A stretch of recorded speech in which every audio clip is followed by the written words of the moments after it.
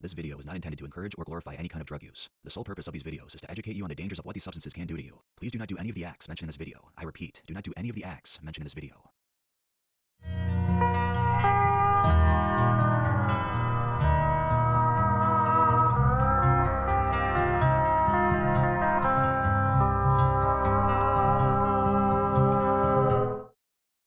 Welcome to the world of Tales from the Trip.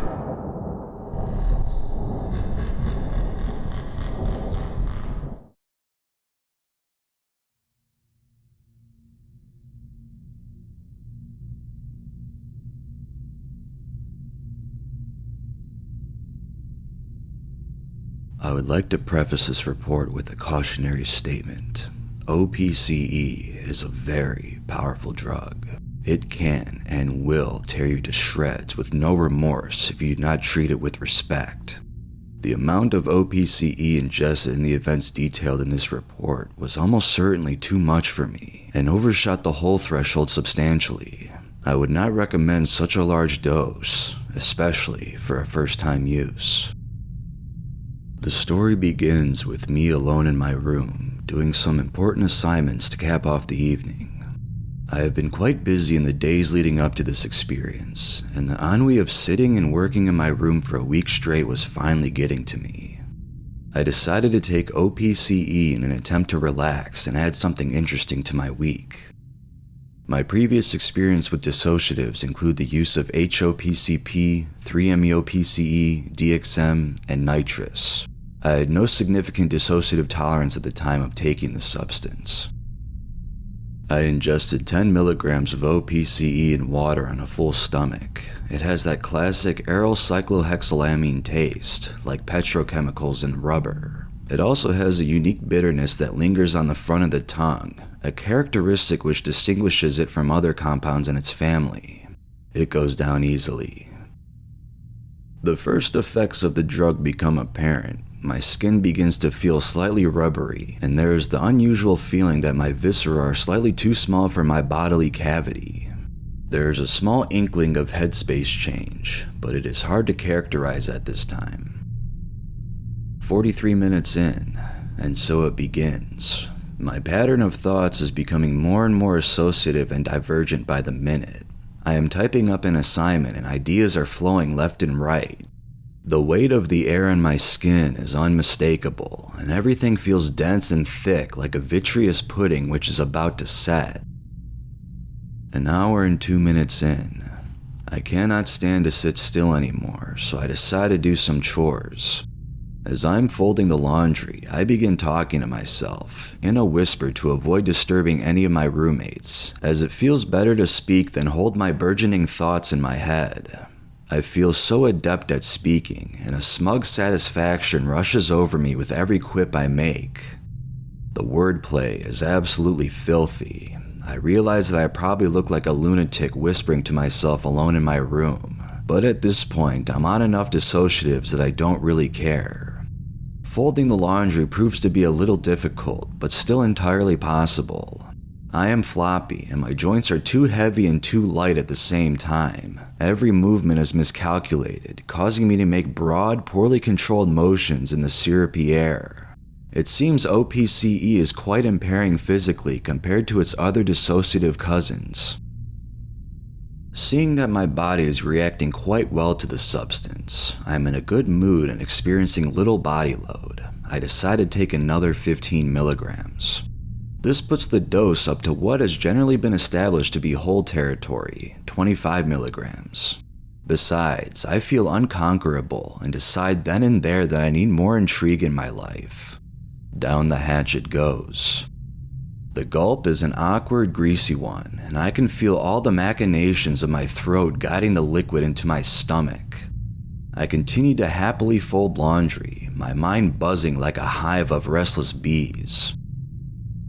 An hour 43 in. It becomes increasingly difficult to hold my attention onto one thing at a time. My thoughts are beginning to feel hollow, just like my body, and I am dazed and empty. A wall is being built to my skull, brick by brick, slowly isolating me from the world. Despite this, the hypomanic twinkle of invincibility still remains, and I am lying down on my bed, idly watching YouTube. All the objects in my room look slightly metallic and are coated with an otherworldly sheen.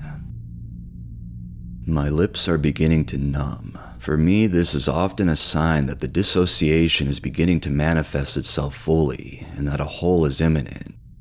I close my eyes and try to visualize some objects, and to no surprise, I find it very easy. The closed-eye visuals are blocky. I can conjure up figures like faces, animals, and buildings, but I find that it is hard to fix them in my mind's eye. They quickly morph into other objects or abstract sets of blocks and dots of light.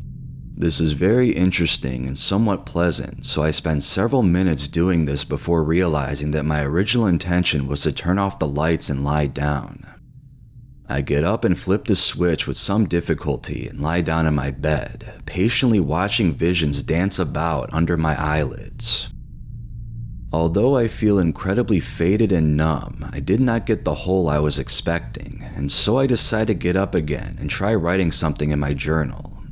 For the first page, I chose to write a stream of consciousness style ramble. Reading this sober some days later, I can confidently declare that it is almost illegible in terms of both handwriting and content.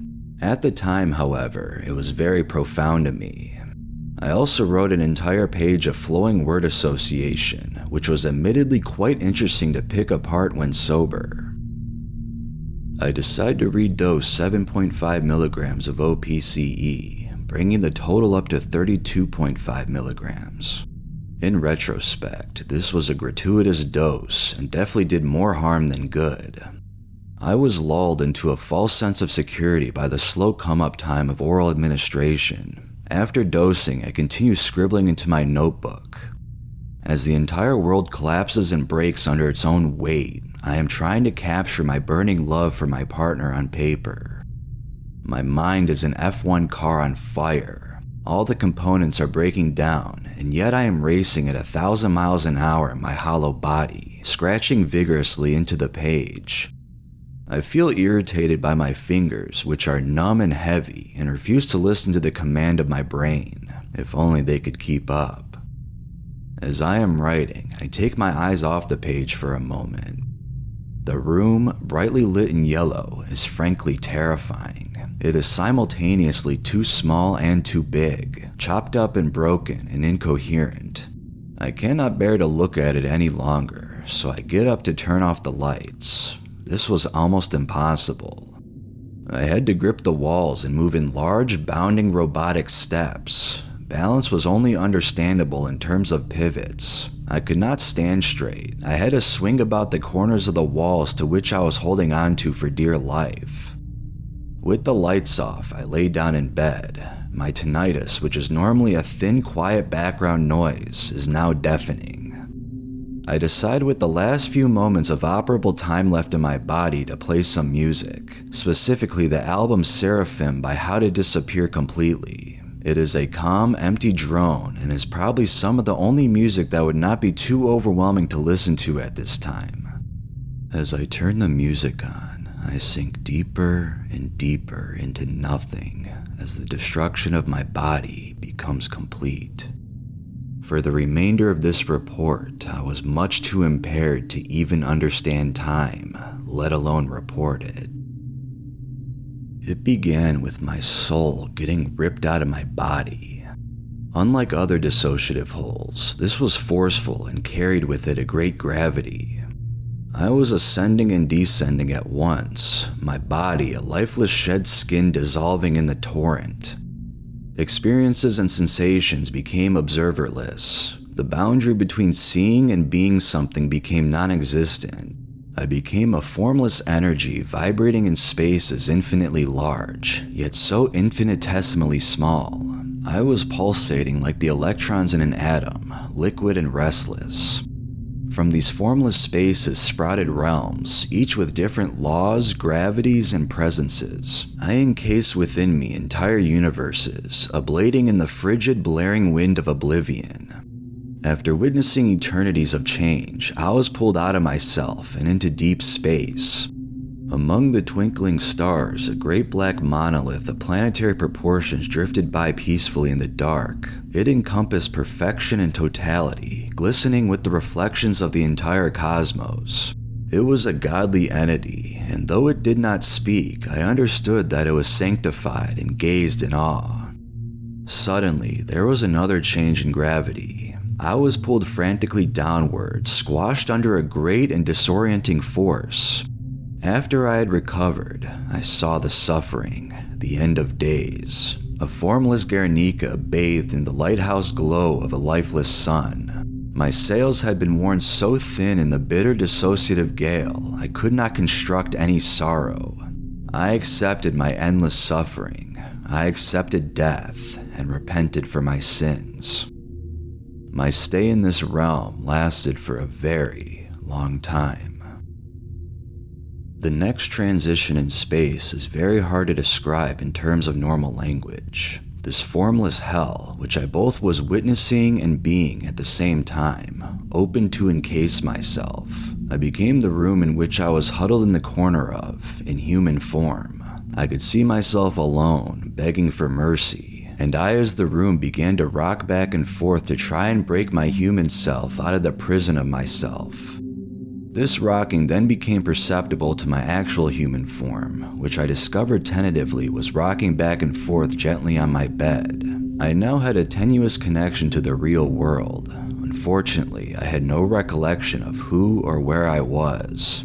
The amnesia was all-encompassing and strong. Common objects were not recognizable to me in the slightest. I tried to touch and feel my body with my hands. I felt weak, emaciated, and full of sinews.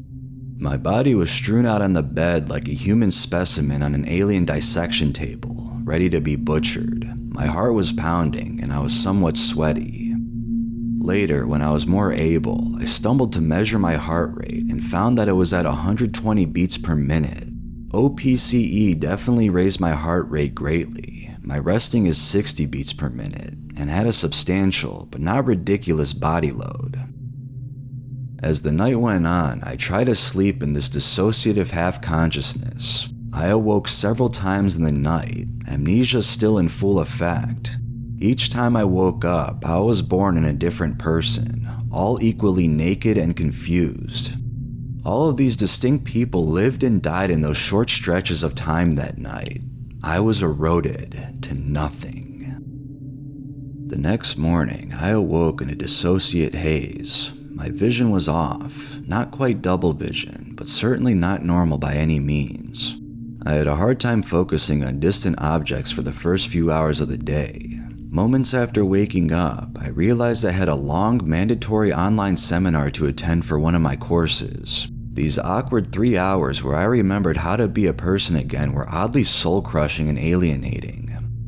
Afterwards, I decided to go for a walk. I immediately noticed that the veil of apathy normally present due to my clinical depression was lifted. I was awestruck by the infinite complexity of all the people, the trees, the scenery, and the skyscrapers. I also felt a deep sorrow for the human condition.